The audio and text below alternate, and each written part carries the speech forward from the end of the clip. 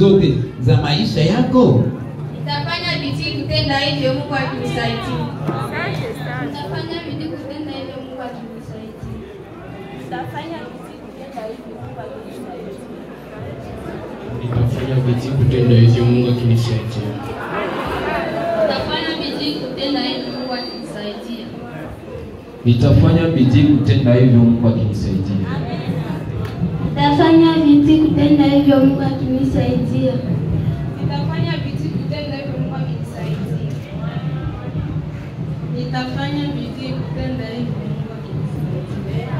Nitafanya bidii kutenda hivyo Mungu akinisaidia. Nitafanya bidii kutenda hivyo Mungu akinisaidia. Nitafanya bidii kutenda hivyo Mungu akinisaidia.